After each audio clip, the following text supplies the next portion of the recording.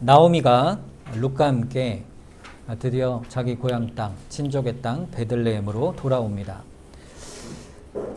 그런데 이 베들레헴은 단순히 고향 땅, 친족의 땅이 아니라 특별한 의미를 가지고 있죠. 이 땅만의 의미가 뭡니까? 바로 하나님의 언약의 땅입니다. 그 언약의 땅, 하나님의 약속의 땅으로 돌아온 것이죠. 자, 그런데 이 나오미가 룻이 온 이 상황은 결코 생활에 만만치가 않습니다. 이 과부의 삶이 얼마나 어려운 것인가를 제가 지난번에 말씀드렸듯이 이들이 살아갈 생계가, 살아갈 방법이 돌아왔는데도 그 땅에 없는 것이죠. 그래서 나이가 들고 빈터터리가 된 나오미는 어린 젊은 며느리 룻을 의지하며 생활을 도모할 수밖에 없게 된 것입니다.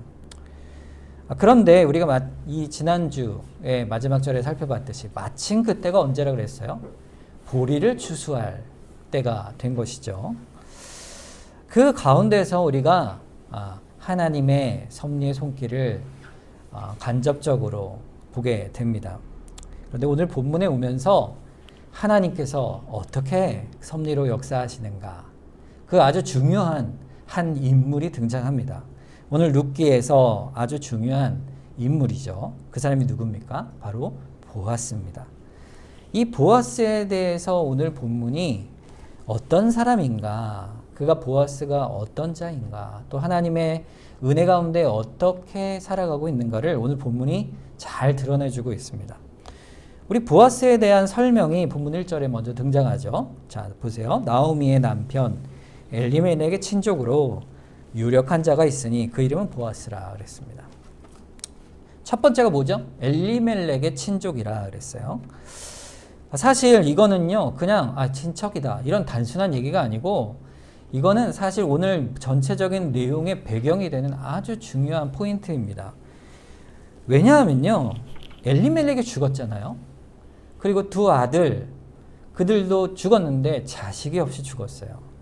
자, 이거는 이 가문이 이제는 더 이상 자손이 없다는 걸 의미하죠. 그러니까 이 친족이라는 사람은 대신 이 엘리멜렉 가문의 기업을 물을 자, 그러니까 나오미와 룻에게 있어서는 아주 특별한 관계에 있는 사람임을 보여주고 있는 거예요. 레위기 25장 25절에 보면 이 기업을 무르는 것에 대한 하나님의 율법이 등장합니다. 만일 내 형제가 가난하여 그의 기업 중에서 얼마를 팔았으면 그에게 가까운 기업 물을 자가 와서 그의 형제가 판 것을 물을 것이요. 자, 엘리멜렉과 나오미가 모압으로 떠날 때 집에 땅이 있을 텐데 그 땅을 그냥 두고 갔을까요? 팔고 갔겠죠? 그렇죠? 이사를 가니까 완전 10년 동안 갔다 왔잖아요. 뭐 우리 같으면 전세를 주고 갈 수도 있겠지만 그런 게 아니고 당시에는 땅을 이렇게 팔고 가는 것이죠. 오늘 이 레위기 말씀처럼 기업을 팝니다. 이 기업이 뭡니까? 바로 이스라엘의 백성들이 가진 땅을 말해요. 그런데 이 이스라엘의 기업의 땅은 그냥 땅이 아니에요. 하나님의 언약의 땅이기 때문에 그 땅을 살아가는 백성들에게는 그 땅은 바로 하나님의 나라를 상징하는 것입니다. 그래서 하나님께서 율법에 각 지파별로 땅을 나눠주시고 그 지파 안에서 또 각 가문과 가족별로 땅을 배정하여 그 땅을 영원토록 너희가 소유하라 이렇게 명령하셨어요. 그러니까 땅은 사실 이스라엘에게 있어서는 그 땅을 완전히 팔 수가 없습니다. 그러니까 그 대대로 하나님 나라의 백성이라면 그 땅을 소유하고 기업을 물으며 살아가는 거예요. 자손 대대로. 그러니까 땅을 판다는 건 뭘 의미합니까? 희년, 즉 77에 49 하고 그 다음 해인 50년째 되는, 그 50년째 되는 해에 완전히 주인에게로 돌려주게 돼 있어요. 땅을 원래 주인에게. 그러니까 임대라고 볼 수 있죠. 우리로 개념으로 보면. 그렇게 하기 전에 땅을 팔았는데 이제는 기업을 물을 자가 없는 거예요. 누가? 나오미가 없는 거죠. 그만큼 얼마나 당황스럽고 또 어려운 상황이 어디 있겠습니까? 그런데 본문에 그 기업을 가까운 자가 형제의 판 것을 물을 것을 명령하셨는데 그 기업을 물을 자가 누구라? 바로 엘리멜렉의 친족인 보아스다. 이렇게 말씀하고 있어요. 자, 두 번째는 보아스가 어떤 사람이냐? 아주 유력한 자라 이렇게 돼 있어요. 이 유력하단 말은요, 재력이 있다, 부유하다 이런 말이에요. 그리고 사회적으로 명망이 있다 이런 뜻입니다. 이게 겉으로 볼 때 1차적인 의미에서는 그가 부유하고 또 그가 기업을 물을 만한 그런 자이라는 것을 보여주죠. 그런데 이거는요, 두 번째 깊은 의미를 가지고 있어요. 이 유력하다는 말 속에는 하나님의 이 언약의 땅, 하나님의 백성들 교회 안에서 유력하다는 것은요, 어떤 의미가 있냐면 영적으로 특별하고 경건한 사람을 의미한 것입니다. 오늘 본문이 보여주는 그 모습이 바로 이 보아스의 이런 경건한 모습을 드러내주고 있어요. 자, 보아스가 어떤 사람인지 오늘 본문의 흐름을 보면서 우리의 신앙을 한번 돌아보는 그런 시간을 갖겠습니다. 룻이 오늘 본문 2절에 보면 나오미에게 이렇게 말을 합니다. 모압 여인 룻이 나오미에게 이르되 원하건대 내가 밭으로 가서 내가 누구에게 은혜를 입으면 그를 따라 이삭을 주겠나이다 하니 나오미가 그에게 이르되 내 따라 갈지어다 했습니다. 여기 그냥 보면 어머니 우리가 먹을 것이 없으니 밖에 나가서 먹을 것 좀 구해오겠습니다 이렇게 하는 말 같지만 사실은 이 말 속에는요 하나님의 율법을 배경으로 하고 있어요. 즉 하나님의 백성들 가운데 하나님이 보호하시는 날개로 보호하시는 특별한 율법이 있는데 그게 뭐냐면 레위기 19장 9절에서 10절 말씀입니다.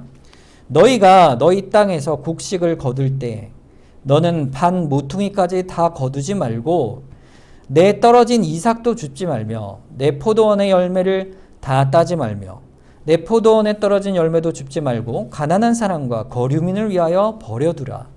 나는 너희의 하나님 여호와니라 말씀하고 있어요. 주께서 율법에 명시하시는 거예요. 너희가 추수할 때 이삭을 거둘 때 이게 떨어진 건 줍지 말아라.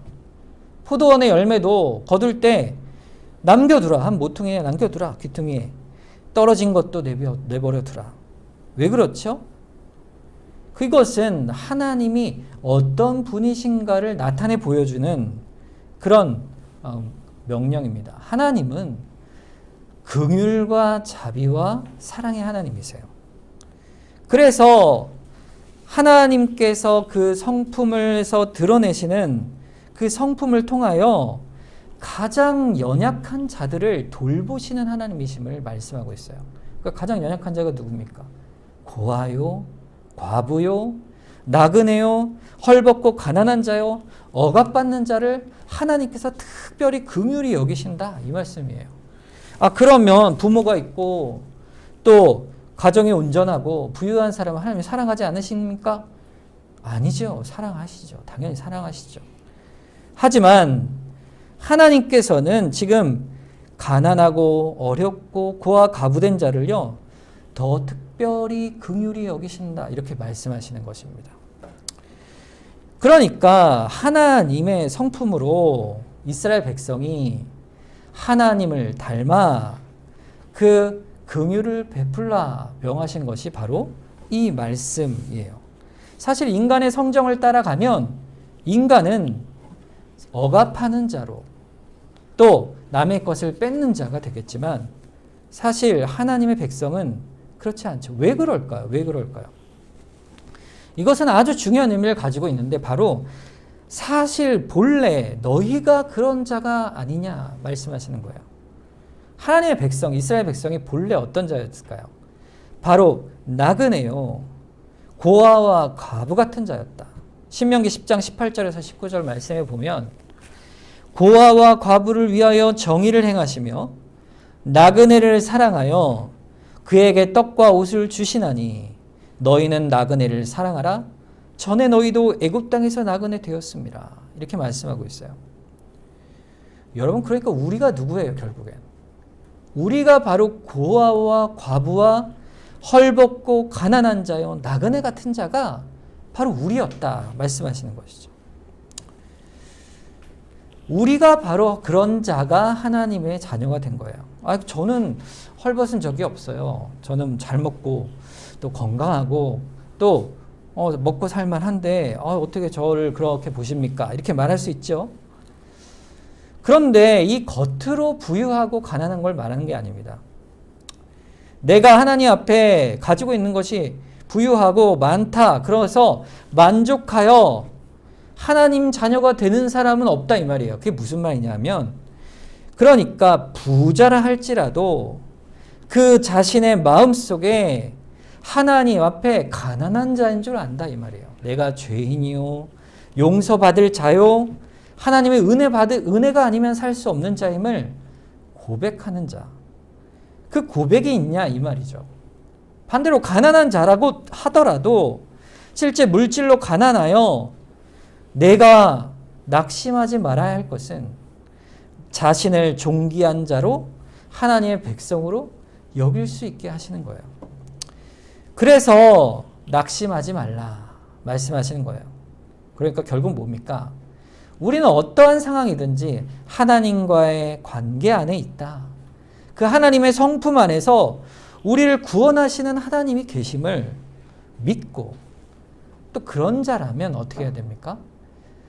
역시 내 주변에 가난하고 헐벗은 자를 돌보라. 왜요?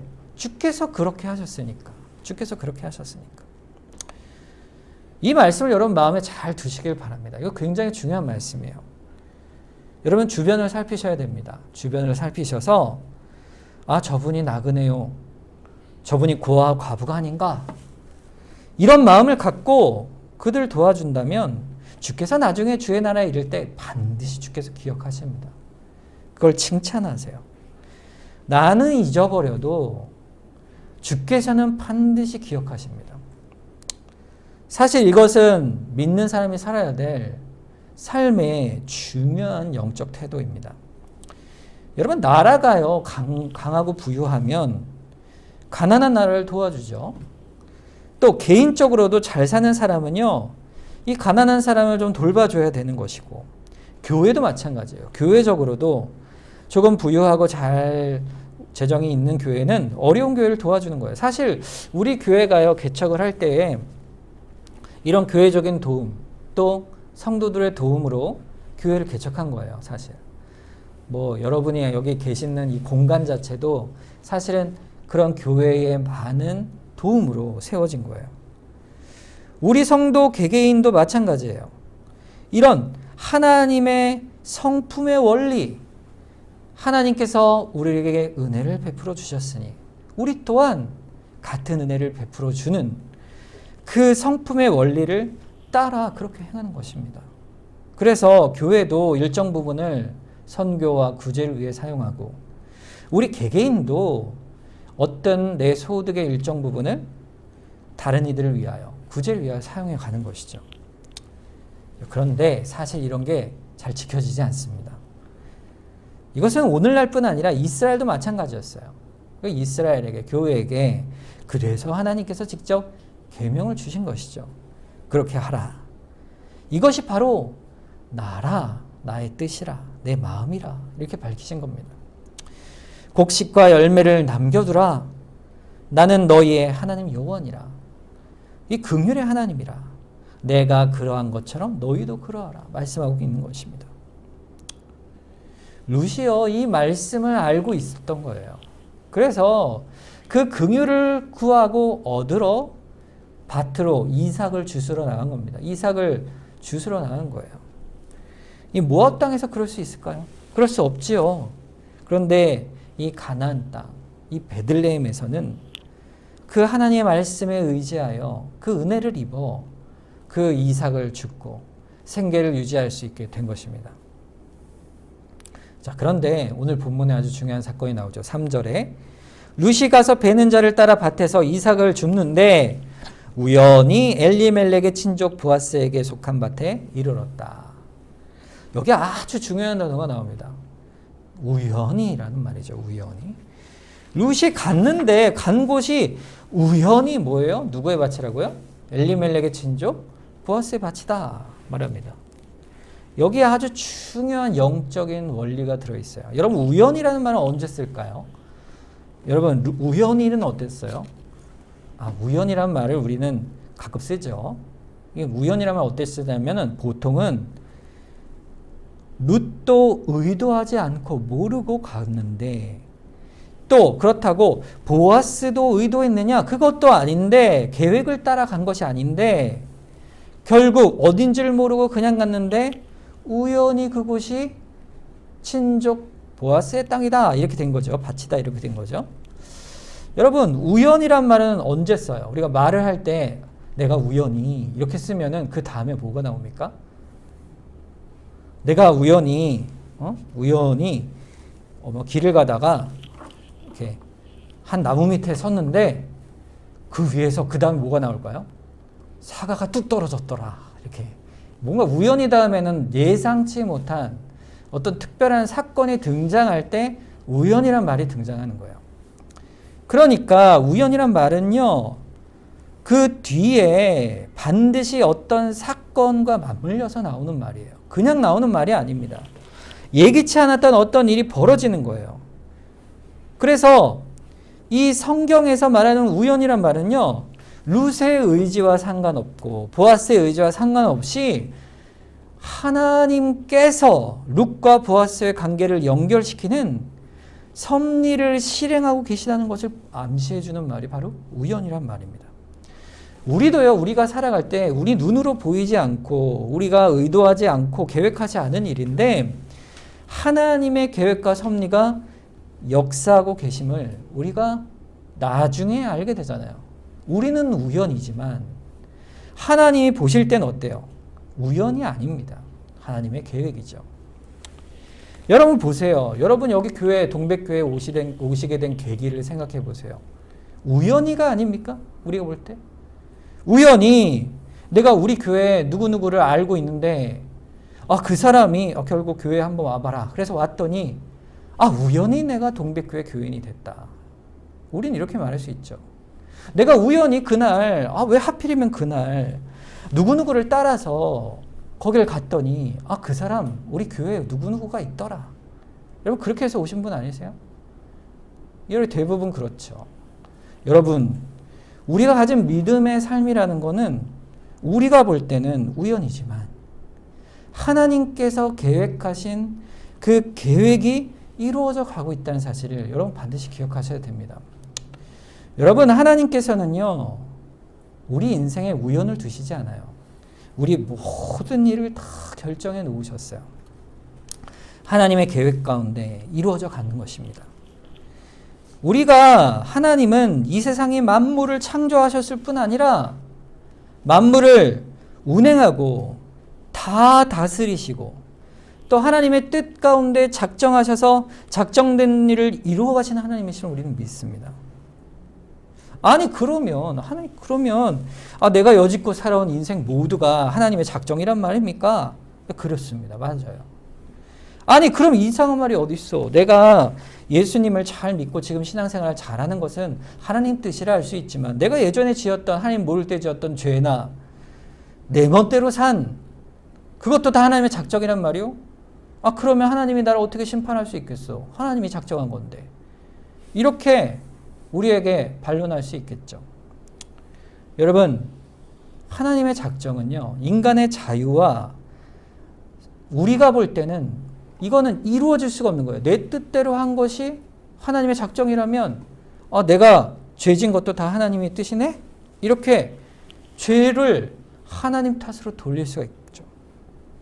그런데 여러분, 하나님은요, 우리의 작정과 우리의 인격과 우리의 생각을 자유를 내버려 두시고 그 가운데서 하나님의 뜻을 이루시는 분이 바로 하나님이십니다.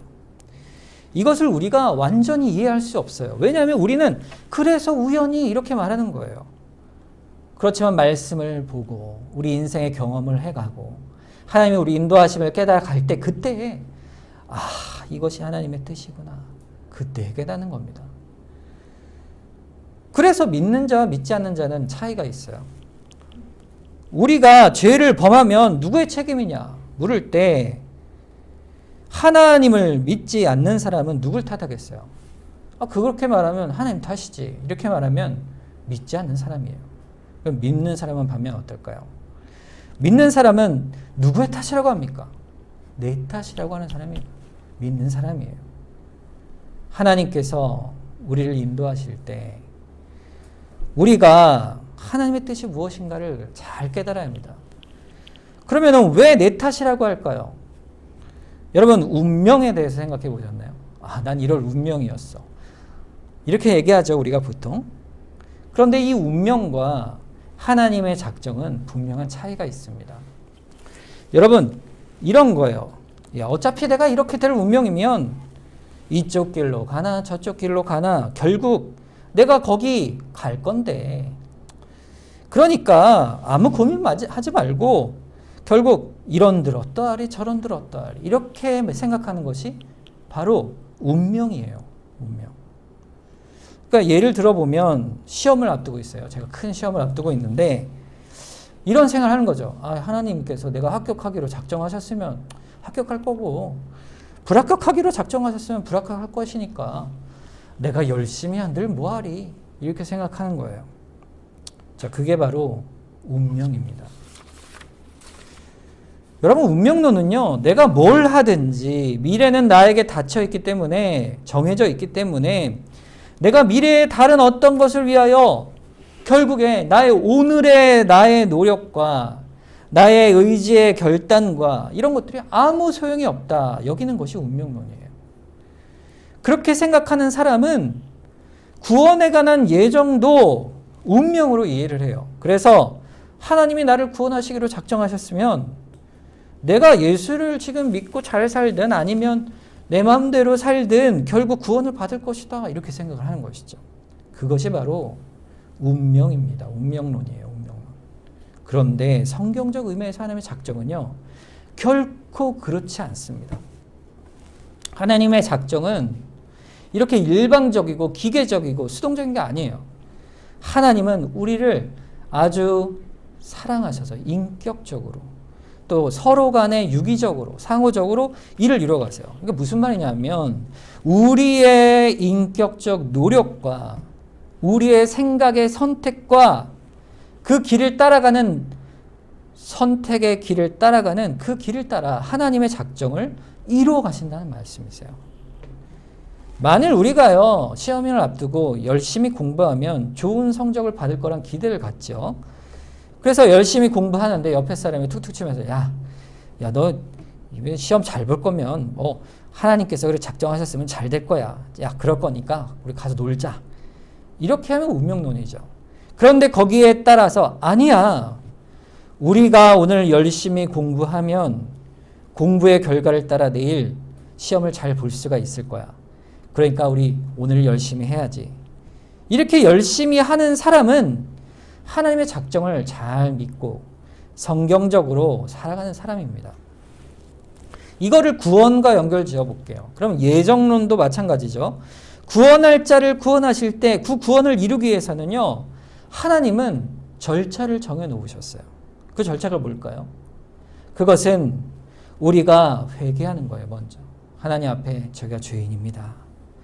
그리고 예수를 믿으면 교회의 지도에 따라서 말씀을 따라 신앙생활을 해 나간다. 이것이 구원의 절차입니다. 그러면 그 절차를 따라 행하는 사람은 하나님의 예정을 받아 구원을 받은 사람이에요. 그 절차를 거부하고 업신 여기며 난 하나님이 예정하셨으면 구원하실 거야. 이렇게 끝까지 고집하며 따라가지 않는 그것은 결국 그 사람은 예정론에 말하면 결국 멸망에 이를 사람인 거예요. 그걸 이해하는 것이죠.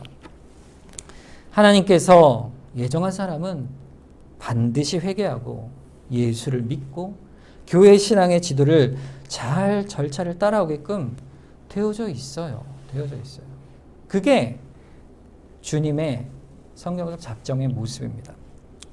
자, 그러면 우리가 행하는 이 모든 일은 운명론이 아니고 성경적 의미의 하나님의 작정을 믿는다는 사람인 우리는 어떻게 그 일이 될 것인가에 대한 작정은 사실 우리가 상관할 바가 아닌 거예요. 우리는 오직 하나님의 교훈을 따라서 오늘 내가 어떻게 성실히 충성되게 살아갈 것인가, 이것만 우리에게 남는 것입니다.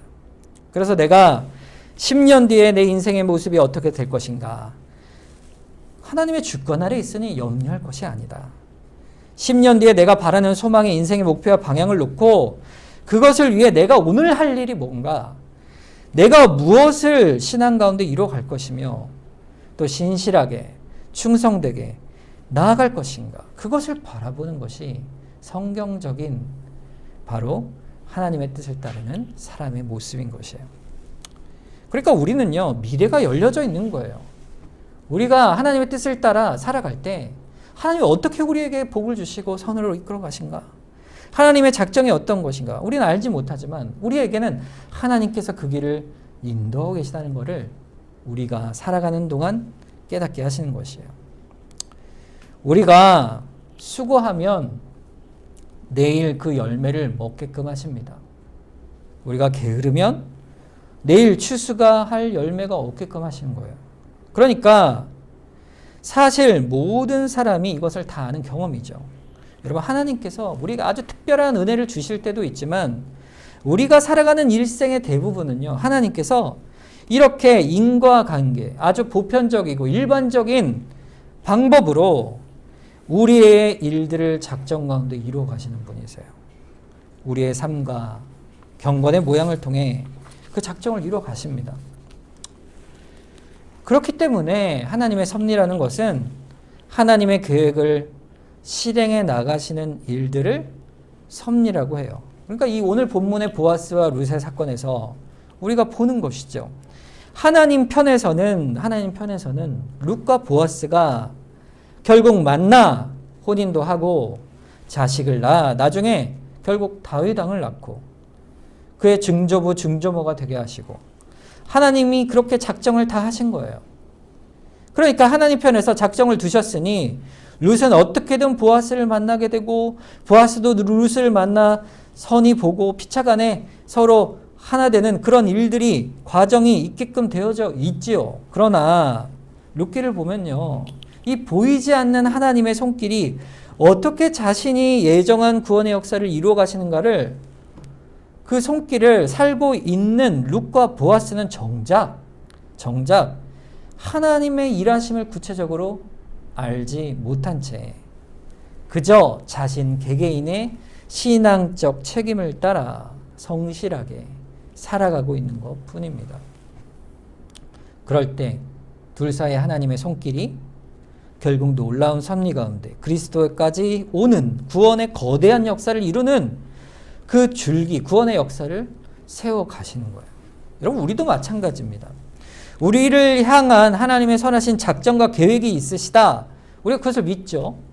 그럼 믿는 자는 그 작정을 믿고 나아가는 것은 우리의 자리에서 성실히 맡은 바 신앙과 삶의 책임을 오늘 바로 이루어가는 것, 그것이 하나님의 섭리가 이루어져가는 삶의 모습인 것입니다.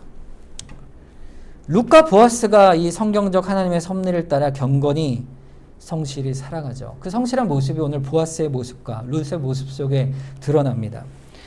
그 일을 이루어가기 위해서 주님께서는 작정 가운데 보아스를 사용하시죠.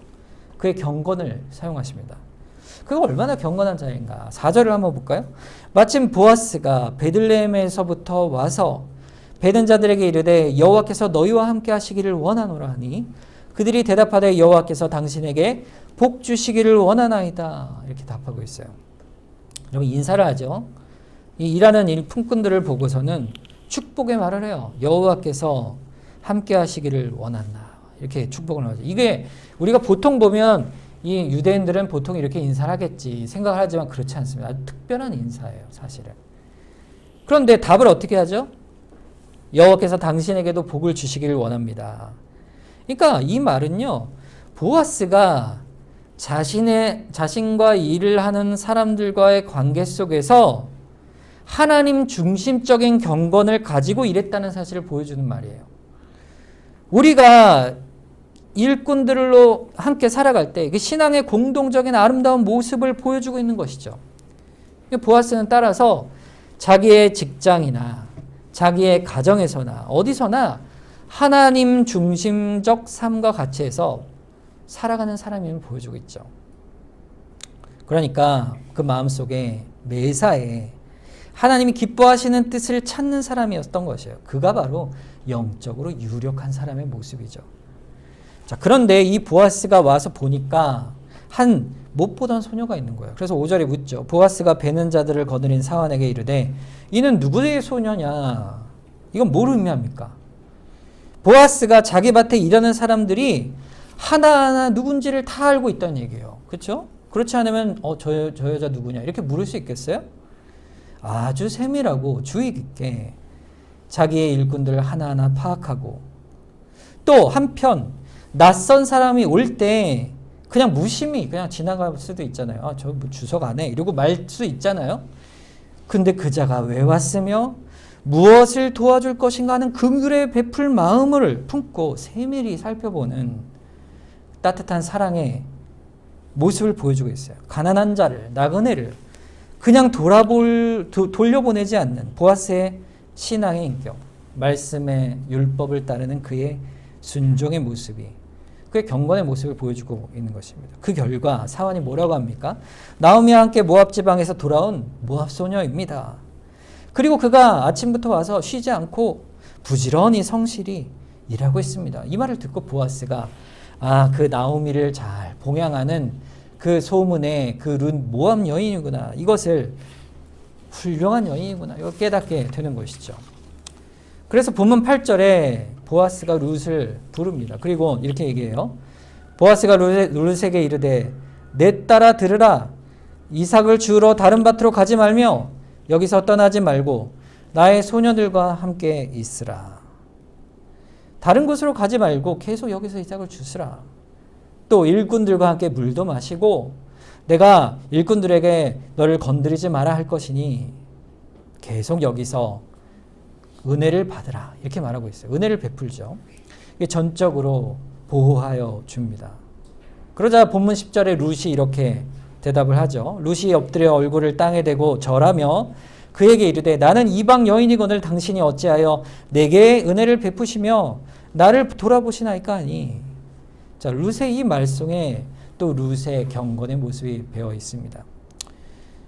당신의 나라에는 나그네에 불과한 사람이요 무시돼도 될 사람이라고 자기를 깊이 낮추는 것이죠. 왜 그렇죠? 자기가 받은 은혜를 감사하는 거예요. 사실 룻이 율법을 알고 왔잖아요. 그러니까 당신이 나에게 해주는 게 당연하오 이렇게 말할 수도 있을지 모르겠어요. 그런데 받은 은혜에 감사하는 거죠. 성도의 경건의 태도가 또 여기 있습니다. 하나님께 받은 은혜를 또 사람들에게 받은 은혜를 받을 때에 이건 하나님이 주신 거지 하나님 감사합니다. 하나님만 감사하는 게 아니에요.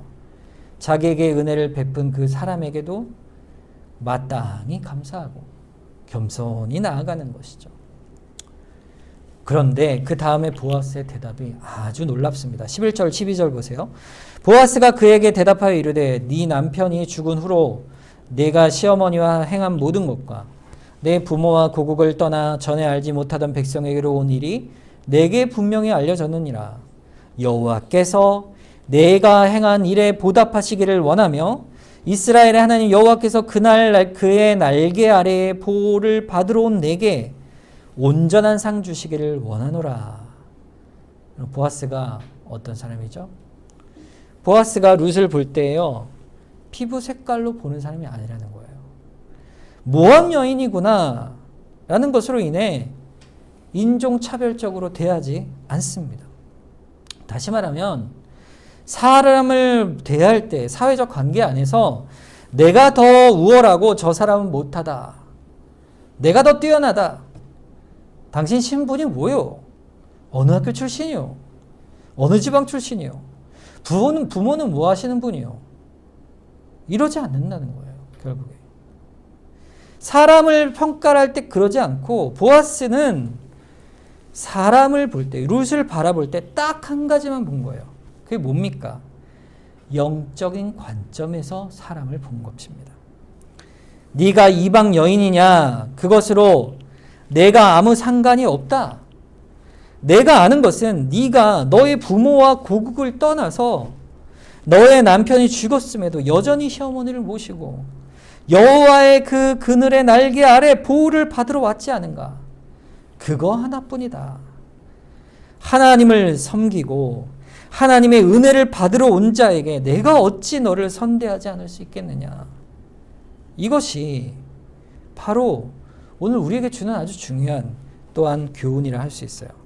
여러분, 우리가 교회를 찾아온 사람을 대할 때 먼저 교회에 온 사람은 어떤 마음을 가져야 될까 하는 것이죠.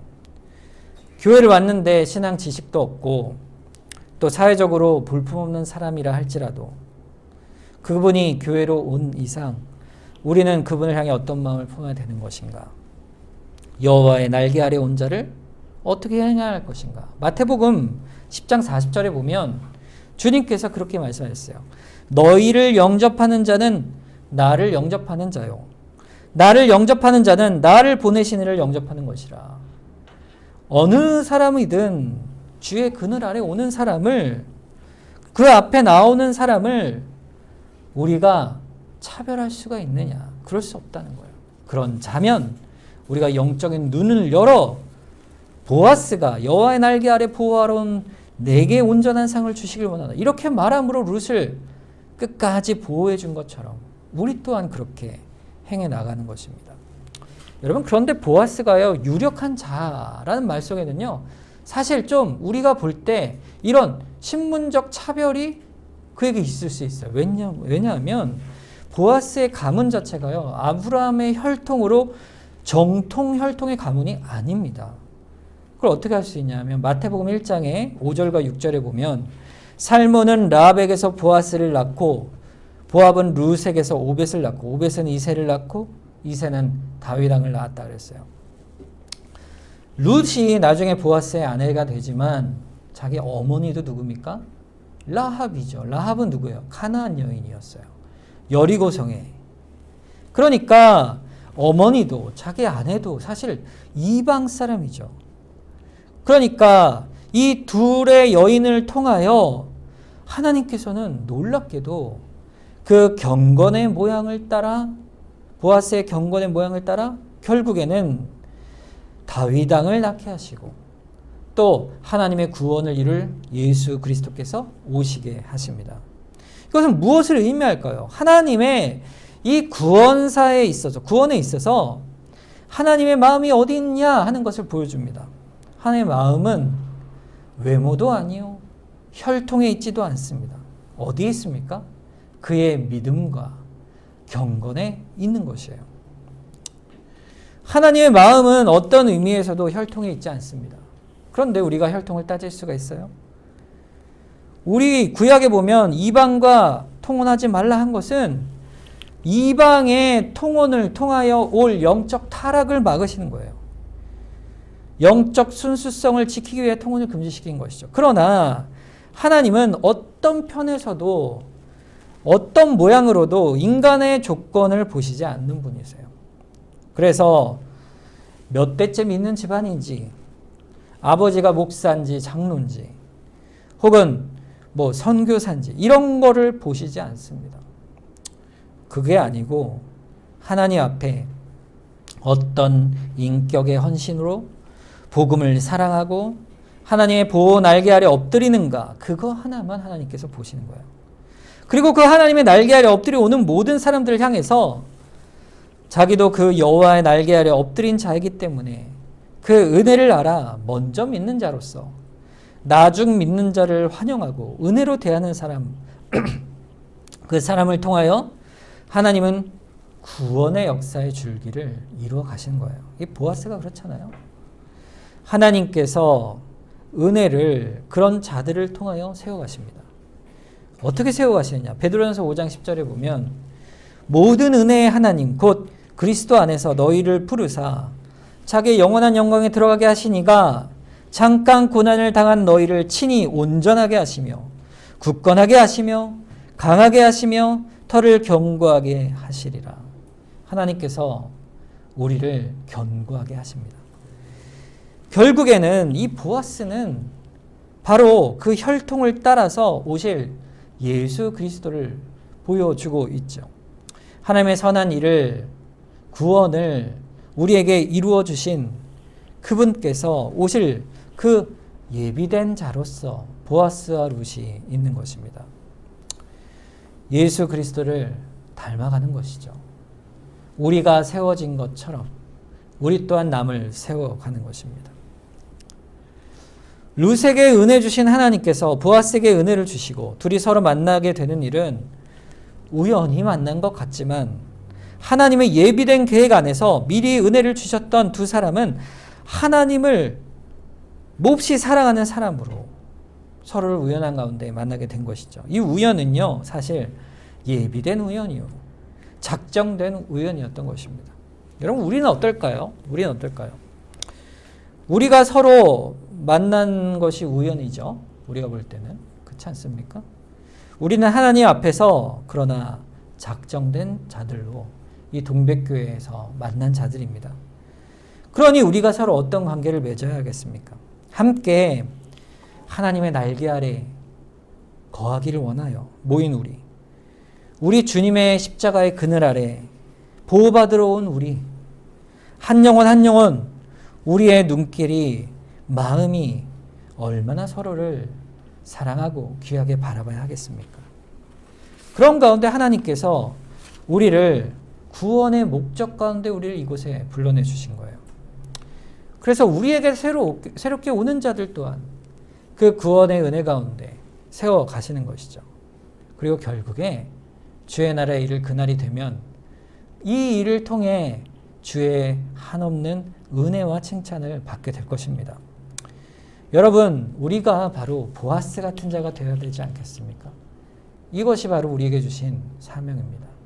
오늘 말씀을 기억하면서 우리가 교회로 불러내주신 하나님의 섭리가 어떠한지를 우리가 깨닫게 됩니다.